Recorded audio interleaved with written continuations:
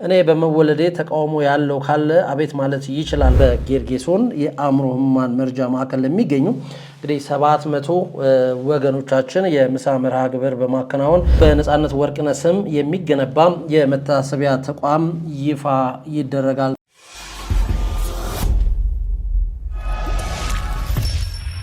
ሰላም ተነስተልን የተከበራችሁና የተወዳችሁ ውድ ቤተሰቦቻችን እንዴት ናችሁልን? እየተከታተላችሁን አብራችሁን ስላላችሁ ቤተሰቦቻችን ስለሆናችሁ እጅግ ከልብ አድርገን እናመሰግናለን። በየጊዜው እንግዲህ ደከመን ሰለቸን ሳትሉ ለምታደርሱን ሀሳብ አስተያየት በሙሉ ምስጋናችን ከፍ ያለ ነው። እንደሚታወቀው ዩቲዩብ ቻናላችን አሁን ላይ ከ806,000 በላይ ቤተሰቦች አሉን። እንግዲህ የተለያዩ ፕሮግራሞችን ወደ እናንተ ለማድረስ ደፋ ቀና እያለን ነው። አሁንም ግን ይህን ቪዲዮ ሰብስክራይብ ሳታደርጉ ከሆነ እየተከታተላችሁ ያላችሁ ተባካችሁ ሰብስክራይብ አድርጉና ጉዞውን ወደ 900,000 እናደርግ ማለት እንወዳለን። ማንኛውም አይነት ሀሳብ አስተያየት ካላችሁ ልታደርሱን ትችላላችሁ። እንግዲህ ይህን ቪዲዮ ኮመንት በማድረግ ላይክ በማድረግ እንደዚሁም ሼር በማድረግ አጋርነታችሁን አሳዩን ማለት እንወዳለን። ዛሬ የተገናኘ ነው እንግዲህ እጅግ በጣም የምንወደው የምናከብረው የሳቃችን ምንጭ የሆነው ነጻነት ወርቅነህን ካጣ ነው እንግዲህ የተወሰኑ ቀናቶች አልፈዋል። በዛሬው ዕለት ደግሞ ነጻነት ወርቅነህ በህይወት ቢኖር ኖሮ 44ኛ የልደት በዓሉን የሚያከብርበት ዕለት ነበረ። ይህን አስመልክቶ የተሰሙ ያሉ አዳዲስ መረጃዎች ምንድናቸው የሚለውን ወደ እናንተ እናደርሳለን። ቤተሰቦቹና ወዳጅ ዘመዶቹ እንግዲህ ይህንን ዕለት የዛሬው ዕለት ማለት ነው በልዩ ዝግጅት ለማክበር ዝግጅታቸውን አጠናቀው የነበረ ቢሆንም የአርቲስት ነጻነት የቅርብ የስራ ባልደረባና ወዳጅ የነበሩት የኢቢኤስ ቲቪ መስራች እና እንዲሁም ዋና ስራ አስፈጻሚ አቶ አማን ፍስሐ ጽዮን እንግዲህ በድንገተኛ ህልፈት በመስማታቸው ዝግጅቱ ላልተወሰነ ጊዜ እንዲራዘም ተወስኗል ተብሏል። ይህንን የተመለከቱና እንግዲህ ከአርቲስት ነጻነት ወርቅነህ ጋር ተያይዞ የተነሱ ያሉ አዳዲስ ነገሮች ምንድናቸው የሚለውን እንግዲህ ወደ እናንተ የምናደርስ ይሆናል። ከመሸጋገሪያ በኋላ ተመልሰን የምንገናኝ ይሆናል። በድጋሚ ለማስታወስ ያህል ይህንን ቻናል ሰብስክራይብ በማድረግ ቤተሰብ ይሁኑ ማለት እንወዳለን። ያላችሁን ማንኛውንም አይነት ሀሳብ አስተያየትም ልታደርሱን ትችላላችሁ። ከመሸጋገሪያ በኋላ ተመልሰን እንገናኝ።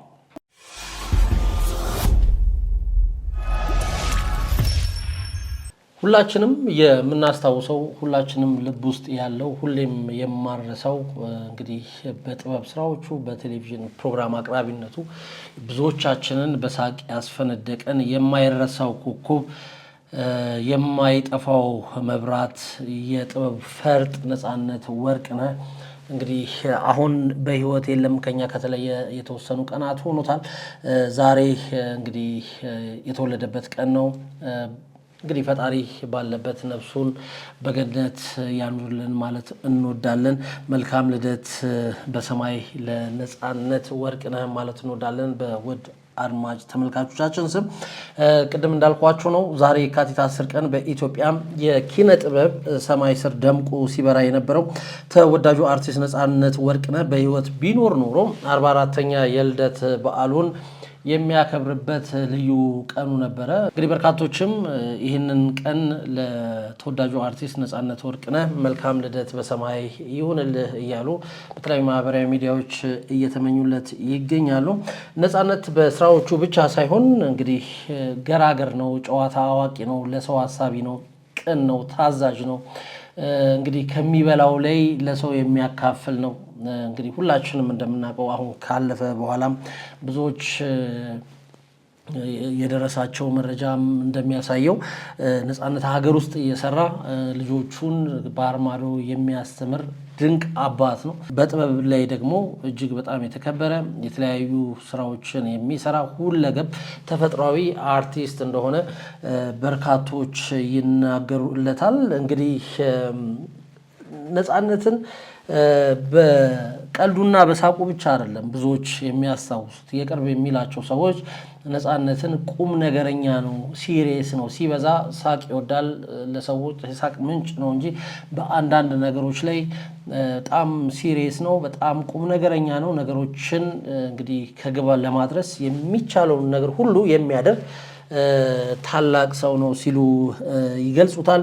እንግዲህ ሞት ቀድሞ ቢነጥቀንም እርሱ ግን በሰራቸው የማይረሱ የማይሰለቹ አሁንም ድረስ ደጋግመን በምናያቸው የፊልም ስራዎቹ እንደዚሁም ቲያትሮቹ በጣፋጭ ትዝታዎቹ ሁሌም እንግዲህ ነጻነት ወርቅነህ በአድናቂዎቹ በወዳጆቹ ልብ ውስጥ እንደሚቀመጥ እሙን ነው። ባለፈው ዓመት እንግዲህ በዚህ ሰዓት በኢንስታግራም ገጹ ላይ ይሄንን ብሎ አስተላልፏል።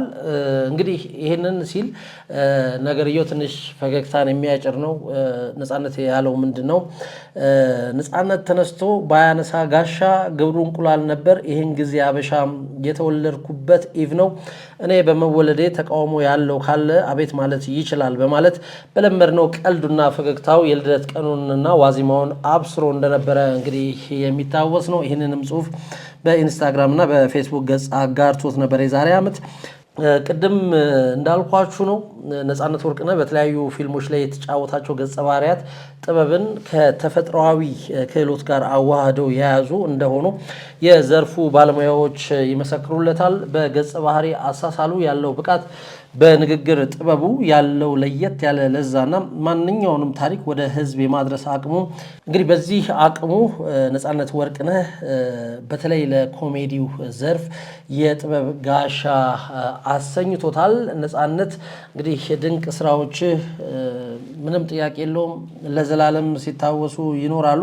በኢትዮጵያ የፊልም ታሪክና በመድረክ ስራዎች በተለይም በቲያትር ነጻነት ያኖረው አሻራን ማንም አይዘነጋም።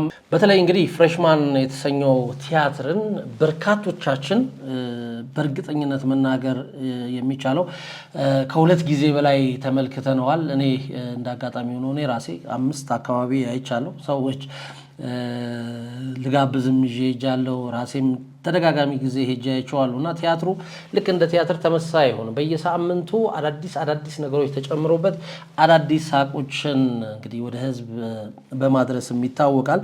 ነጻነት እንግዲህ ለጥበብ የተፈጠረ ሰው ነው ማለት ይቻላል። በዚህ እንግዲህ ፍሬሽማን በተሰኘው ቲያትር በርካታ ዓለም ሀገራት ላይ ሄደው አሳይተዋል። በዚህም እጅግ በጣም ዝነኛ ሆኗል ማለት ይቻላል። ከዛ ውጭ ግን በነ ኤፍቢአይ እንደዚሁም ያንቺው ሌባ፣ በክላስሜት በተሰኙ ፊልሞች እንግዲህ ነጻነት ወርቅነህ ብዙዎቻችን ልብ ውስጥ መቀመጥ የቻለ ታላቅ የጥበብ ሰው ነው። ነጻነት ወርቅነህ ለሙያው ዲሲፕሊንና ለጥበብ ጥራት ትልቅ ትኩረት የሰጠ የጥበብ ሰው እንደነበረ ሕያው ስራዎቹ ምስክር ሲሆኑ የነጻነት ወርቅነህን ህልፈት ሲሰሙ በርካቶች በፍጹም አላመኑም ነበረ። ነገር ግን እንግዲህ ነገሩ ወይም ደግሞ መረጃው እውነት መሆኑ ሲሰማ በርካቶች ሀዘናቸውን ገልጸዋል። በኢቢኤስ ቴሌቪዥን በሚተላለፈው የቤተሰብ ጨዋታ ፕሮግራምና በተለያዩ የፊልም ስራዎቹ በህዝብ ዘንድ እጅግ የተወደደው አርቲስት ነጻነት ወርቅነህ እንግዲህ እንደምናውቀው ባጋጠመው ህመም ምክንያት ጥር 8 ረፋር ላይ ከዚህ ዓለም በሞት መለየቱ የሚታወስ ነው። እንግዲህ ወደ ስራ ሊወጣ እየተዘጋጀ በነበረበት ሰዓት ነው እንግዲህ ነጻነት ወርቅነህ ህልፈቱ እየተሰማው። የተለያዩ ከዚህ ጋር ተያይዞ የተለያዩ መረጃዎች ወጥተው ነበር። አንዳንዶች ሆስፒታል ሄዶ ነው የሞተው ይላሉ፣ አንዳንዶች ደግሞ ቤት ውስጥ ነው ያረፈው ይላሉ። ነገር ግን እንግዲህ ከቤተሰቦቹ እንደተሰማው መረጃ ከሆነ ነጻነት ወርቅነህ ህልፈቱ እንግዲህ የታወቀው ቤት ውስጥ ነው፣ ከዛም ነው ወደ ሆስፒታል የሄደው የሚለው እውነተኛ መረጃ ሆኖ ወደ ህዝብ ደርሷል። ነጻነት በስነ ምግባሩ በፈገግታው እንዲሁም በሙያ ፍቅሩ የሚታወቅ ታላቅ ባለሙያ እንደነበረ የሚታወቅ ነው። ነጻነት ወርቅነህ እንግዲህ በአሜሪካ ሀገር የሚኖሩ የ3 ልጆች አባት ነው። የአርቲስት ነጻነት ወርቅነህ የቀብር ስነስርዓት እንደሚታወሰው በቅድስት ሥላሴ ካቴድራል ቤተሰቦቹ፣ ከፍተኛ የመንግስት የስራ ኃላፊዎች፣ ወዳጆቹ፣ የስራ ባልደረቦቹና አድናቂዎቹ በተገኙበት መፈጸሙ የሚታወስ ነው። አርቲስት ነጻነት ወርቅነህ የ30 ቀን መታሰቢያም ቤተሰቦቹና የቅርብ ጓደኞቹ እርሱን በሚመጥን መልኩ እንግዲህ በታላቅ በጎነት ተዘክሮ ማለፉ የሚታወስ ነው።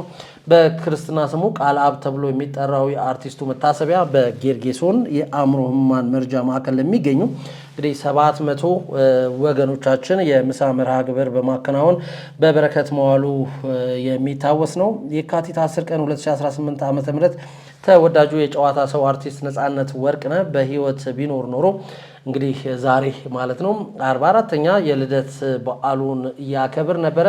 ቤተሰቦቹና ወዳጅ ዘመዶቹ ይህንን ዕለት በልዩ መታሰቢያ ዝግጅት ለማክበር ዝግጅታቸውን አጠናቀው የነበረ ቢሆንም የአርቲስት ነጻነት እንግዲህ ወርቅነህ የቅርብ የስራ ባልደረባና ወዳጅ የነበሩት የኢቢኤስ መስራችና ዋና ስራ አስፈጻሚ የሆኑት አቶ አማን ፍጻጽዮን እንግዲህ ድንገተኛ ህልፈት ከተሰማ በኋላ ዝግጅቱ ላልተወሰነ ጊዜ እንዲራዘም መወሰኑ ተነግሯል። እንዳልኳችሁ እንደ ምክንያት የተቀመጠው የአቶ አማን ፍጻጽዮን ድንገተኛ ህልፈትና ቤተሰቡ ካለበት ጥልቅ ሐዘን የተነሳ እንደሆነ ተነግሯል።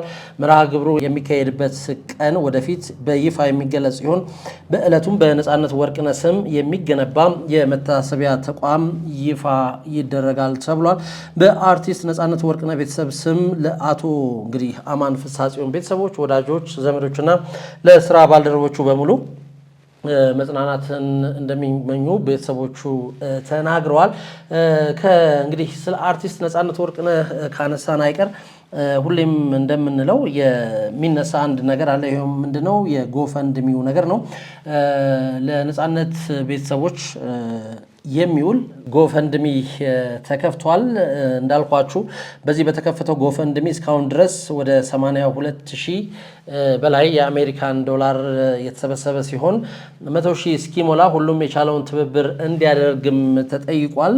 በድንገተኛ ህልፈት የተለየን እንግዲህ ተወዳጁ አርቲስት የቴሌቪዥን ፕሮግራም አቅራቢ ነጻነት ወርቅነህ ወይም ነፂ በሕይወት ዘመኑ የዘራው ፍቅር ዛሬ ለቤተሰቦቹ ታላቅ የድጋፍ እንግዲህ ማዕበል ሆኖ እንደሚመለስ ብዙዎች እርግጠኞች ናቸው። የአርቲስቱ ባለቤትና 3 ልጆችን ለመርዳት የተጀመረው ዓለም አቀፍ የገንዘብ ማሰባሰብ ዘመቻ በኢትዮጵያውያንና ኤርትራውያን ዘንድ ባልተጠበቀ ፍጥነት እንግዲህ ከፍተኛ መነቃቃትን ፈጥሯል። የታለመው ግብ 100,000 የአሜሪካን ዶላር ነው። እስካሁንም የተሰበሰበው ወደ 82,000 የአሜሪካን ዶላር ነው። የእቅዱም እንግዲህ ወደ 82-83% አካባቢ ደርሷል ተብሏል። እንግዲህ ይህ ቁጥር በየቀኑ ከፍተኛ ፍጥነት እያደገ ሲሆን ይህም ነጻነት ወርቅነህ በህዝብ ልብ ውስጥ ያለውን ጥልቅ ቦታና የጥበብ ድልድይነት ዳግም ያስመሰከረ ሆኗል ተብሏል። ድጋፉ ለነፂ ልጆች የወደፊት ትምህርት የኑሮ ዋስትና እንዲሆን ታስቦ የተዘጋጀ መሆኑን እንግዲህ አስተባባሪዎቹ መግለጻቸው የሚታወስ ነው። ዛሬም እንግዲህ ልደቱን በማስመልከት ይህንን የታለመው 100,000 የአሜሪካን ዶላር እንዲሞላ በርካቶች ጥሪያቸውን ወይም ደግሞ አስተባባሪዎቹ ጥሪያቸውን አቅርበዋል። እንግዲህ የጎፈንድሚውን አካውንት እኛም ኮመንት መስጫው ላይ አስቀምጠንላችኋል። ይህንን ሼር በማድረግ እናንተም በምትችሉትን በማድረግ የነጻነት ወርቅነህ ቤተሰቦች እንደግፍ ማለት እንወዳለን። በቀጣይ ደግሞ የነጻነት ወርቅነህ ዛሬ የታሰበው ፕሮግራም መቼ ይካሄዳል የሚለውን ተከታትለን ወደ እናንተ የምናደርስ ይሆናል። የተከታተላችሁን አብራችሁን ስለነበራችሁ እጅግ ከልብ አድርገን እናመሰግናለን። በድጋሚ ለመላው የነጻነት ወርቅነህ አድናቂዎች፣ ቤተሰቦች፣ ወዳጆች በድጋሚ መጽናናትን እንመኛለን። ለነጻነት ወርቅነህም መልካም ልደት በሰማይ ማለት እንወዳለን። የዛሬው መረጃችን አድማጭ ተመልካቾቻችን ይህንን ይመስል ነበረ። የተከታተላችሁን አብራችሁን ስለነበራችሁ እጅግ ከልብ አድርገን እናመሰግናለን። ማንኛውም አይነት ሀሳብ አስተያየት ካላችሁ ልታደርሱን ትችላላችሁ። የተከታተላችሁን በድጋሚ አብራችሁን ስለነበራችሁ ግን እጅግ ከልብ አድርገን ነው የምናመሰግነው። ኮሜንት ማድረግ እንዳይረሳ፣ ሼር አድርጉ፣ ላይክ አድርጉ ለወዳጅ ዘመዶቻችሁ። እንግዲህ ዩቲዩብ ቻናላችንን ሼር በማድረግ የተለያዩ መረጃዎች እንዲደርሳቸው አድርጉ። እናንተም ሰብስክራይብ ሳታደርጉ ከሆነ እየተከታተላችሁ ነው ያላችሁት ይህንን ቻናል ሰብስክራይብ በማድረግ እንግዲህ ይህንን ግዙፍ ቤተሰብ ተቀላቀሉ ማለት እንወዳለን። የተከታተላችሁን ስለነበራችሁ በድጋሚ እያመሰገንን ከወዲህ ሰናበትን። ቸር ጊዜ